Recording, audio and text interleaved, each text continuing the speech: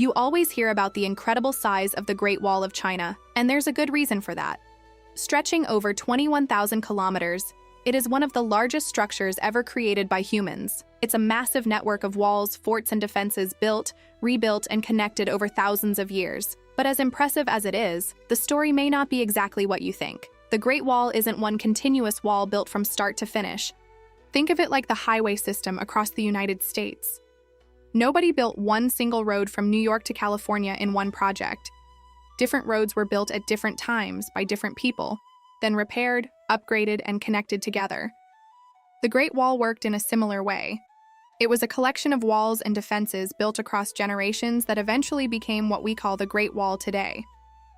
The earliest sections of the Great Wall started over 2,500 years ago, around the 7th century BC.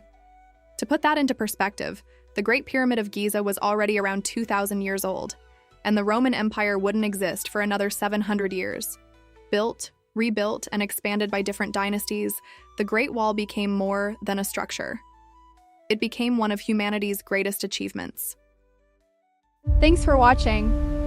If you enjoyed uncovering something new today, please like and subscribe. Your support will help me grow and bring you even more fascinating stories.